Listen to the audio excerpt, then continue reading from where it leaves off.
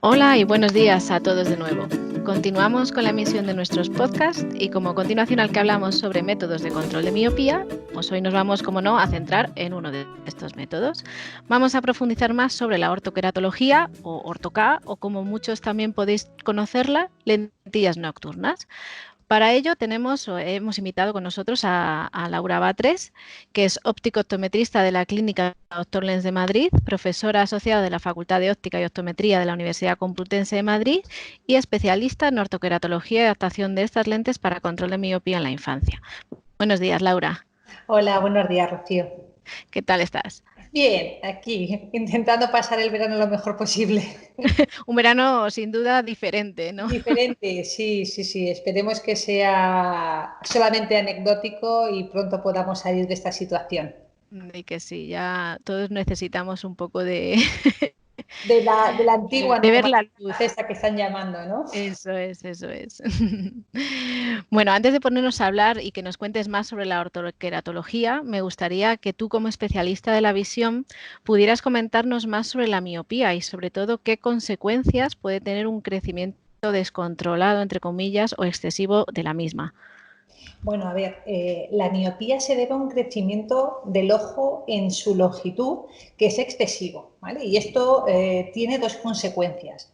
Una, que es la conocida por todos, es tener una mala visión en lejos, es decir, una disminución de la visión. Pero también este crecimiento excesivo del ojo causa cambios degenerativos en el polo posterior del ojo. Hablamos de polo posterior en la zona que conlleva, por ejemplo, para que los oyentes los entiendan, a la retina, por ejemplo, ¿no? Ujú. Y estos cambios pueden llegar a tener con el tiempo consecuencias graves como, por ejemplo, es un desprendimiento de retina o una retinopatía miópica. Ujú. Efectivamente. En AMIR es una de nuestras máximas y misión como asociación es informar sobre esta problemática y sobre todo sobre su evolución. Por ello hacemos mucho hincapié en vigilar la miopía en la infancia. En cifras, ¿qué podríamos destacar? Y sobre todo, ¿cuál es el rango de edad donde podríamos actuar sobre esa evolución de la miopía?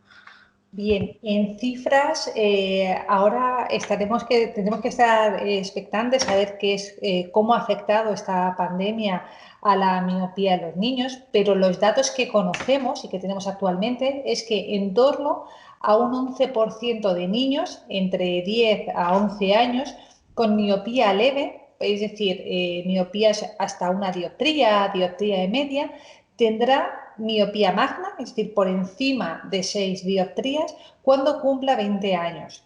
Y de estos, cerca del 1,5%, según los últimos datos, acabará teniendo una discapacidad visual. Sobre cómo progresa la miopía cuando tenemos este mayor aumento, bueno, la miopía progresa entre los 7 y los 17 años. Son estos 10 años muy importantes porque es el único periodo en el que se puede intervenir con los diferentes tratamientos que ya se mencionaron en anteriores podcasts para evitar el crecimiento de la miopía. Ujú. Efectivamente, como comentas, Laura, y insistimos mucho nosotros en Amires, en todas nuestras campañas y folletos de información, la miopía que aparece en la infancia es la más susceptible de progresar a una miopía magna.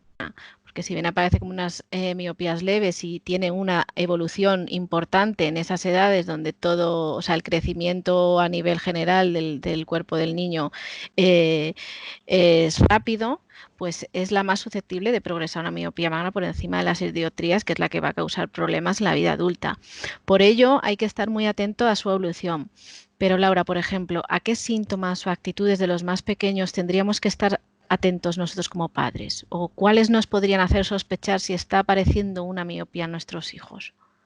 Bueno, algo muy típico, muy común en las consultas tanto de oftalmología como de optometría es que el papá viene o la mamá, los padres vienen a consulta y dicen, nos ha dicho la profesora que el niño guiña los ojos para ver la pizarra o que ha pedido que le cambien a posiciones más próximas en el aula para poder verla bien.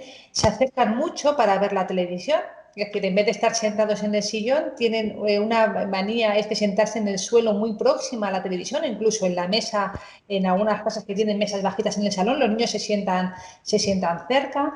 Al estudiar o al leer se acercan mucho a los libros y sobre todo el principal es guiñar. O sea, cuando un niño guiña los ojos es porque realmente necesita hacer esa hendidura que le permite conseguir la profundidad de foco para poder ver bien. O sea, estos serían algunos de los truquillos que podemos observar para pensar que nuestro hijo puede estar desarrollando una miopía, y lo importante es acudir a un especialista para verificar efectivamente si estamos ante una aparición de miopía o un crecimiento, ¿no? Efectivamente.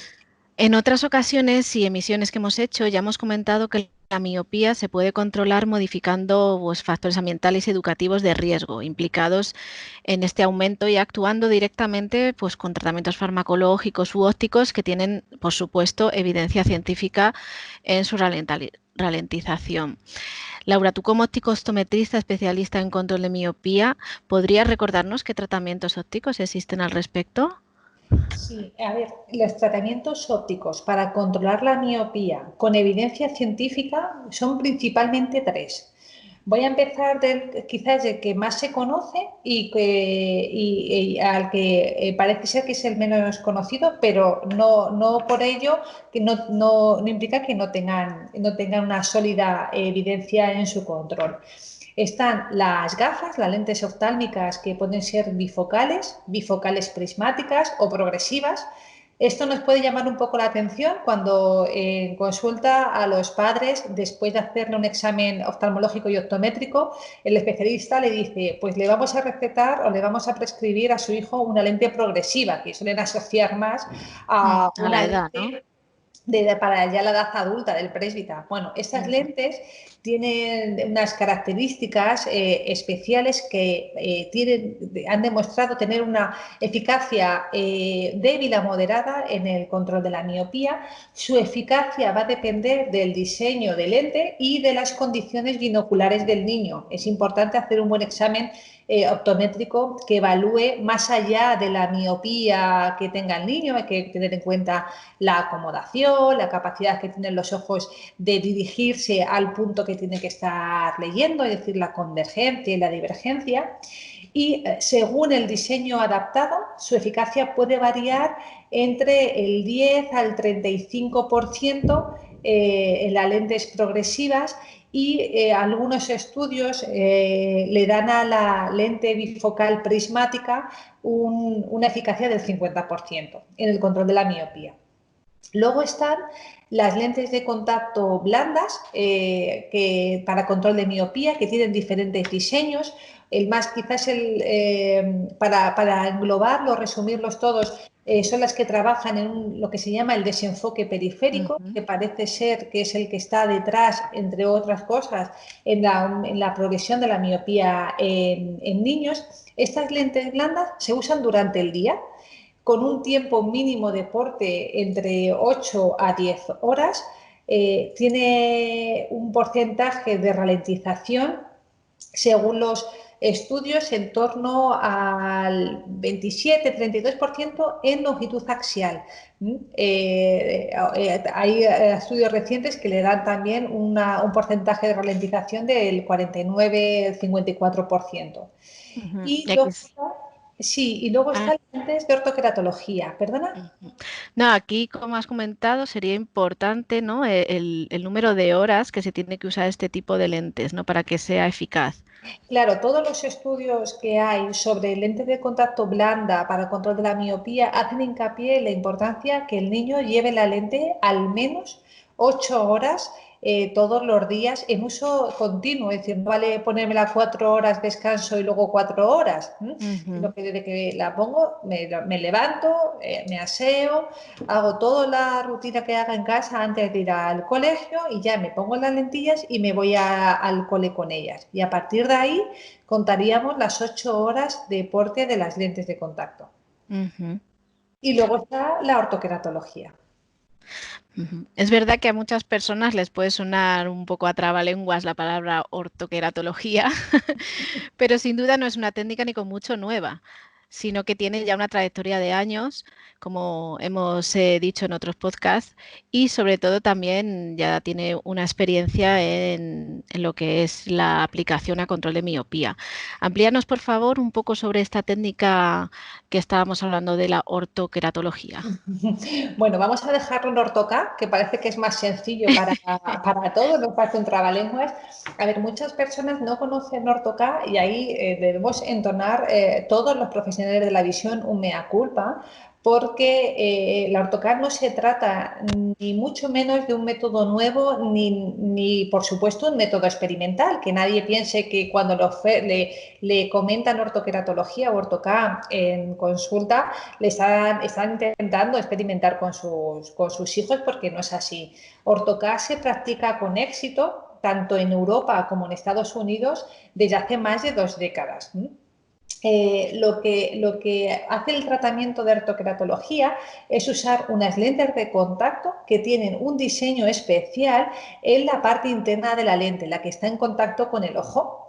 Se usa durante las horas de sueño, normalmente dormimos por la noche, los niños se utiliza por la noche, y la finalidad que tiene es moldear la capa más externa de la córnea, el epitelio corneal, para conseguir un efecto doble. Por un lado, ese moldeo nos va a corregir el defecto refractivo que tenga, y voy a hacer una puntualización del defecto refractivo porque un niño puede ser miope y tener astigmatismo a la vez. Entonces, la ortoqueratología le corrige tanto la miopía como el astigmatismo, ¿vale? Le corrige los dos estos errores que tenemos. Y aparte, ese efecto, digamos que la lente, ese moldeo nos va a regalar como extra, o va a trabajar por nosotros en la ralentización de la evolución de la miopía. Este cambio que hace la lente por la noche, que uno puede decir, bueno, pero esto se nota, me voy a notar una presión en el ojo. No se nota, porque el cambio que se hace tanto en la curvatura de la córnea como en la forma que tiene el epitelio corneal es minúsculo, es muy pequeño, y no causa ninguna sensación ni de molestia o una sensación diferente a lo que pueda ser el ponerte una lente de contacto convencional, ¿vale? Sin embargo, sí que es suficiente ese cambio, ese pequeño cambio que se hace para que tras las horas de sueño el ojo se haya adaptado a esa nueva forma y nos permita ver bien durante todo el día sin necesidad de utilizar gafa ni lente de contacto con el ojo abierto, ¿vale? Entonces, eso es una explicación de qué es lo que tiene de cómo funciona la ortoqueratología. ¿Tiene que haber unas horas mínimas de sueño, por ejemplo, como en la lente blanda de desenfoque periférico, o se supone que los niños duermen una media de 10 horas en ese sentido? Benditos niños los que duerman 10 horas, ¿no? Pero, Por eso te lo pregunto, porque hay niños que sí, hay niños que no. no, necesitamos un mínimo. Sobre todo, mirad, la ortoqueratología como tratamiento tiene 2 fases. Una primera fase es la que el especialista cuenta a los padres en consulta, que es lo que es la fase de adaptación a la lente. Esto va a conllevar una serie de visitas que va a ser principalmente una vez que se ha adaptado la lente, que se ha seleccionado la lente con la que el niño va a empezar a dormir. Vamos a tener una visita a la primera noche, al día siguiente de haber hecho la primera noche con la lente. Vamos a tener una visita en la que se estudiará cómo ha sido el comportamiento de la lente durante su uso, otra visita a la semana y otra visita al mes. Luego podrá haber variaciones dependiendo de variables que hay que tener en cuenta en consulta. Entonces, para ver ese efecto necesitamos un mínimo de 6 horas de sueño. A partir de ahí, si se duermen 8, 10 o 12 horas, lo único que tenemos que tener en cuenta es anotarlo en la historia clínica de nuestro paciente, porque hay otros factores que influyen más allá al uso de la lente de contacto, que es cuando tú duermes 12 horas, estás 12 horas con el ojo cerrado. Entonces, al final, todos sabemos que dentro de lo que es la salud ocular, dormir 12 horas provoca pequeños cambios que también hay que tener a nivel corneal, que hay que tener en consideración, ¿vale? Pero como mínimo hay que dormir 6 horas, como máximo las que el paciente pueda o le dejen dormir. Entonces, bueno, volviendo un poquito a lo que me comentabas sobre como la opción válida para el control de la miopía, en los niños se ha visto desde hace mucho tiempo, hay muy buena literatura científica ya publicada en el año 2000, 2002, 2004, en el que se ve que la ortoqueratología tiene influencia sobre la progresión de la miopía. Pero es verdad que solo recientemente se ha prestado una considerable atención a este problema, no solamente desde el punto de vista científico, porque estamos ante la verdad es que da un poquito de miedo decir ahora pandemia de la miopía, Sí, con lo que estamos pasando con el COVID-19, sí. ¿no?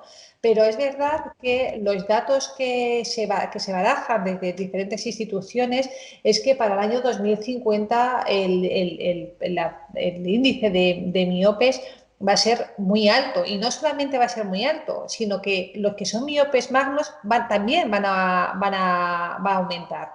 Entonces, se está empezando a poner el foco en la miopía y en las técnicas que se puedan utilizar para ralentizarla, ¿no? Entonces, lo que te decía, hoy en día existe un gran número de trabajos científicos que confirman que la ortoqueratología tiene un efecto significativo y duradero en la progresión de la miopía en niños. Es por eso que a día de hoy me atrevería a decir que es el único tratamiento que combina 4 ventajas. Una es el control efectivo de la miopía. La otra es la independencia de la corrección visual, es decir, el niño se va a ir al colegio sin tener que llevar gafas ni lentes de contacto, lo cual es una tranquilidad para muchos padres. Se va a ir con una buena visión y además los padres van a ejercer un control completo sobre el uso de las lentes, puesto que se va a hacer en casa por la noche, en un ambiente controlado. Ahora comentas, ¿la corrección visual de los niños dura todo el día? O sea, o va disminuyendo a lo largo que pasan las horas del día. Bueno, no es un efecto, yo les explico a los padres y a los adultos que usan ortocratología, aquí no tenemos un efecto cenicienta, ¿no? Que me levanto por la mañana y me tengo que ir a casa corriendo a por la gafa que me dejo de ver. No, una vez que el tratamiento es estable, hemos pasado ese periodo de adaptación en el que el moldeo corneal está hecho y la corrección está hecha. Dependiendo de la miopía a tratar, es importante tener en cuenta esto, no es lo mismo ser miope de 1, 2, 3, 4 dioptrías que ser miope de 6. El efecto dura entre 12 y 20 horas y entendemos que un niño ya ha hecho un ciclo de sueño entre medias. Y aún así no es que el efecto dure esas horas y de repente he pasado de no tener miopía a tener toda mi graduación. Existen pequeñas fluctuaciones a lo largo del día por cosas más allá de lo que es el tratamiento, por cambios que pueda haber en la coroides, por la lágrima, por otros efectos que pueden hacer que esa visión, que suele ser muy buena, y cuando hablo muy buena es la máxima agudeza visual que tenga el niño con su mejor compensación, pues a lo mejor puede variar un 10% a lo largo del día. Es decir, que es inapreciable para el niño, pero si la cuantifico, evidentemente puedo tener niños que vean el 100% por la mañana y 10 horas después vean un 90%, que aún así sigue siendo una muy buena visión para un niño. Efectivamente. Entonces, ¿a partir de qué edad y de qué dioptrías podemos aplicar este método para realizar control de miopía? Bien, voy a empezar por las dioptrías, ¿vale? Más que por la edad. Y ya te voy a explicar por qué. Ortocat puede usarse en niños como control de miopía para corregir desde media dioptría hasta 7 dioptrías. Tenemos diseños ya de lentes que nos corrigen ese defecto, y combinada o no con astigmatismo. Siempre, de lo que te comentaba, dependiendo del diseño del lente utilizado y de la experiencia del contactólogo con las diferentes geometrías de lentes. Entiendo que es fundamental, ¿no? Esta experiencia. Sí, es fundamental. Esto es como todo. Afortunadamente, a día de hoy tenemos un abanico de diseños y de fabricantes nacionales e internacionales de lentes de contacto de ortoqueratología y no tiene por qué uno decir, no, es que usted no es candidato o no puede usar la lente de ortoqueratología si solamente hemos probado un diseño, porque no todo el mundo le tiene por qué ajustar bien ese diseño o ir bien ese, y hay que cambiar a otras maneras de trabajar de las lentes sobre la superficie corneal que ofrecen otros laboratorios. Entonces hay que tenerlo en cuenta. Y sobre la edad, bueno, pues su uso puede comenzarse en el momento en el que el niño es autónomo. Y existe por parte de los padres un compromiso, esto es importante, en controlar que siempre se inserta las lentes con unas medidas de higiene máximas sobre las lentes y sobre las manos. Para eso, uno puede decir, ya, pero ¿cómo sé yo que mi hijo es autónomo? Nos podemos sorprender y mucho de cómo hay niños que no quieren utilizar gafa en el colegio por muchos motivos, y cuando les da la opción de llevar un tratamiento que les va a hacer bien y que además se les explica que va a ayudar para su salud visual en el futuro, ellos son muy responsables con eso.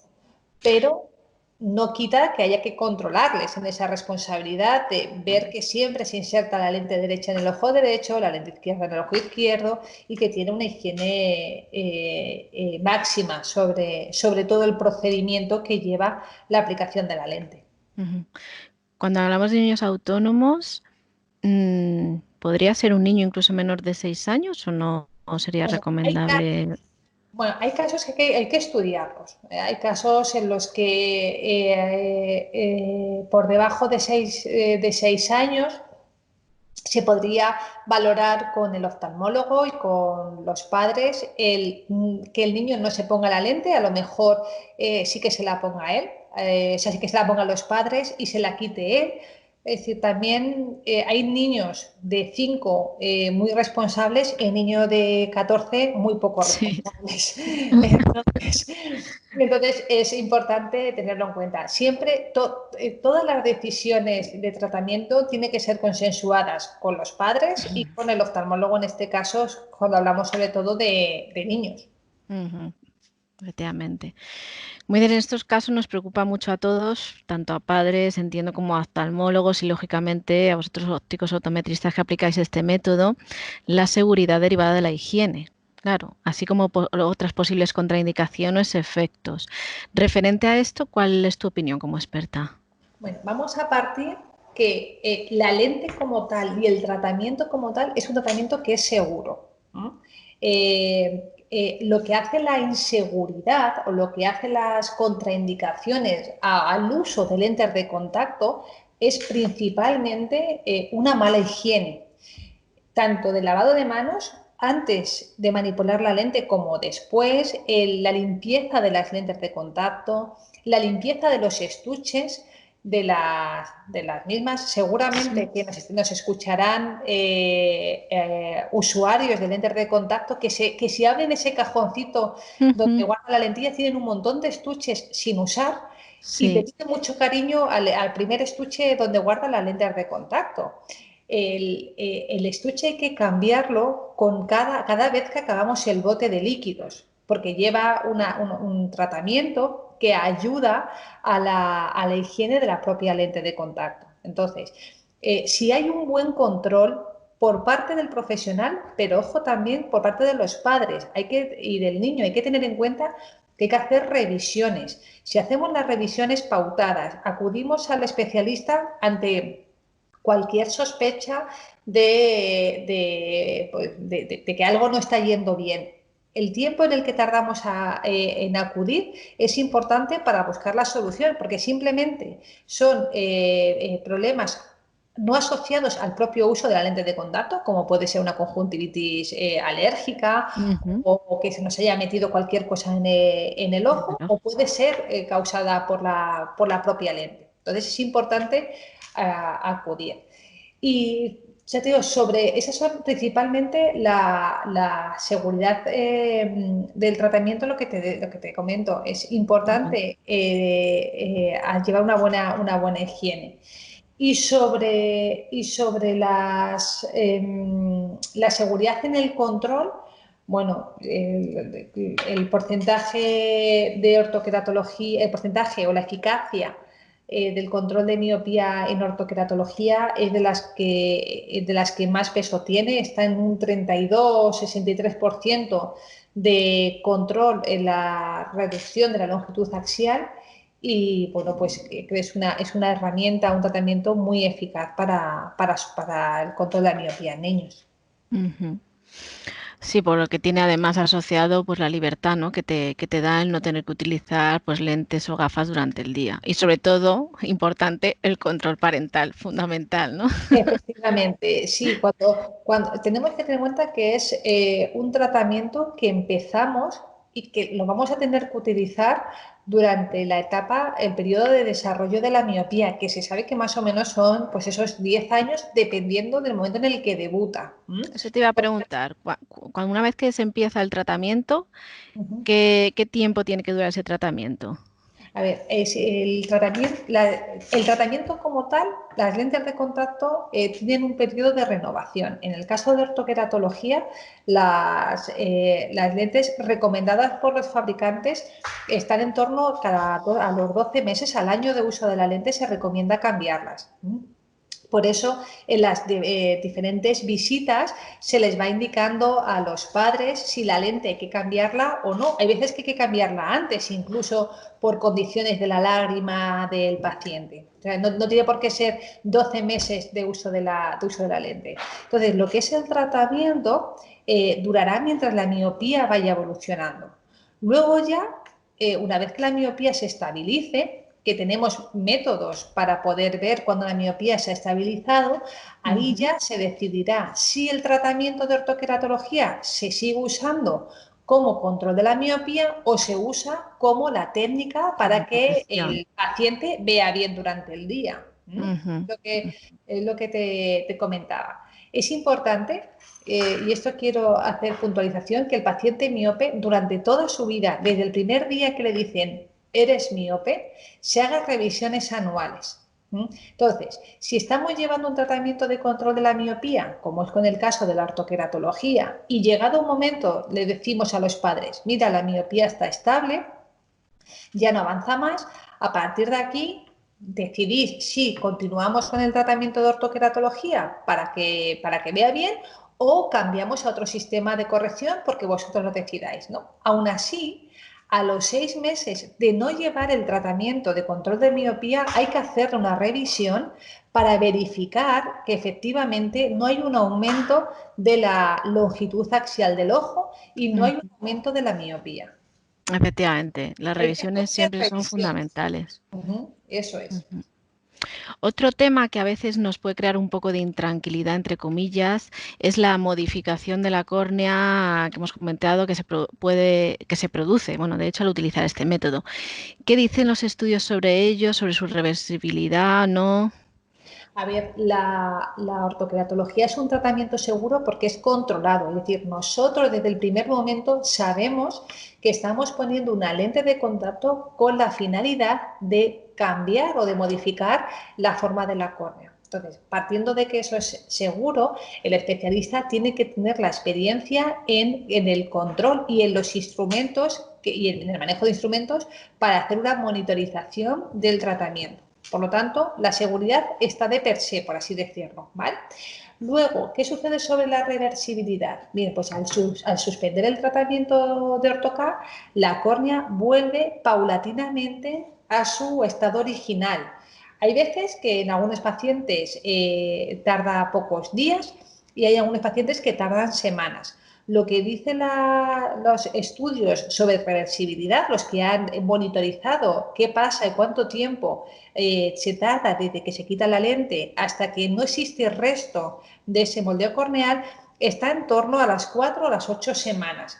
Pero esto quiere decir que no haya resto, es decir, visualmente, en el momento que te quites la lente más de 2 días, ya tendrás que volver a la graduación inicial.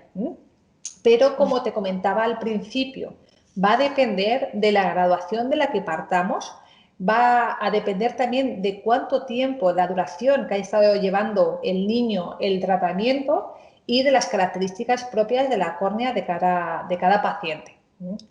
Eso hay que tenerlo en cuenta. O sea, no podemos coger una línea para todos porque cada paciente tiene sus características individuales que hay que analizar.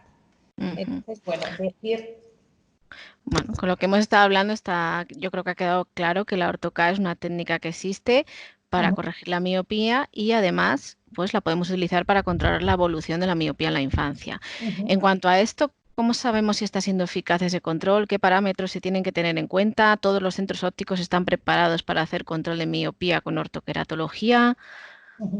A ver, lo que hemos ido hablando durante este ratito que estamos aquí, para saber si está siendo eficaz el control, debemos primero tener como referencia la longitud axial del ojo. Debemos tener ese dato como objetivo porque existen diferentes tipos de miopía. No vamos a entrar hoy porque entonces aburriríamos a los oyentes, Sí. ¿vale? Pero principalmente la miopía mala, la que no queremos que progrese, es la que lleva asociado un aumento de la longitud axial. Entonces, existe un instrumento que es un biómetro que lo que nos da es esa medida de la longitud del ojo. Si tenemos asociado a un aumento si tenemos una bajada de la agudeza visual que lleva como consecuencia un aumento de la miopía y que además lleva como consecuencia un aumento de la longitud axial, se tienen que dar las tres cosas, estamos ante un tratamiento que no está siendo efectivo y habrá que repasar si la lente está trabajando como se pide, como se pedía al principio, si la lente no está defectuosa o si está todo bien, si tenemos que buscar la sinergia con un tratamiento farmacológico como es la atropina. ¿Vale? Entonces, tenemos maneras en consulta. Aquí en Dr. Lens lo que hacemos es siempre monitorizar la biometría, la longitud axial del ojo, monitorizar la topografía corneal para ver qué cambios están sucediendo en la córnea a lo largo del tratamiento.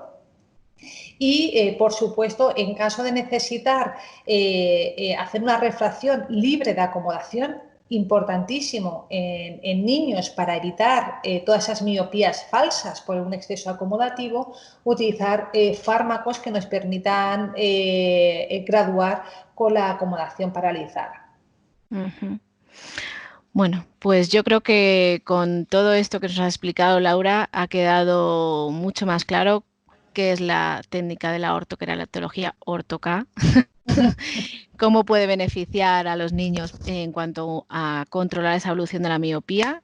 Y bueno, solo me queda darte las gracias por compartir con nosotros este ratito, ayudándonos a profundizar, como decíamos, un poco más en este mundo de los métodos de control de miopía, siempre basados en la evidencia científica. Y gracias por colaborar con la labor de información y sensibilización que hacemos en Amires. Muchas gracias a vosotros, Rocío, por lo que hacéis. Decirle a los oyentes que consulten siempre con vosotros. Seguro que ahora les indicará cómo se pueden poner en contacto con Amires si tienen un hijo miope, qué es lo que pueden hacer, y que consulten con los especialistas de la visión las diferentes alternativas o tratamientos que hay para evitar que la miopía de sus hijos aumente. Efectivamente. Para cualquier duda sobre miopía, su control, miopía magna, baja visión, ya sabéis, podéis contactar con nosotros, que os atenderemos encantados. Nos podéis encontrar en las redes sociales, estamos en Facebook y en Twitter, y también, por supuesto, en nuestra página web, www.miopiamagna.org. También os animo desde aquí a que visitéis nuestro canal de YouTube, donde podéis encontrar diferentes vídeos, recursos, podcasts sobre este y otros temas relacionados con la miopía. Muchísimas gracias, Laura. Gracias a ti, Rocío, y a todo el Un equipo. abrazo. Un abrazo. Hasta luego.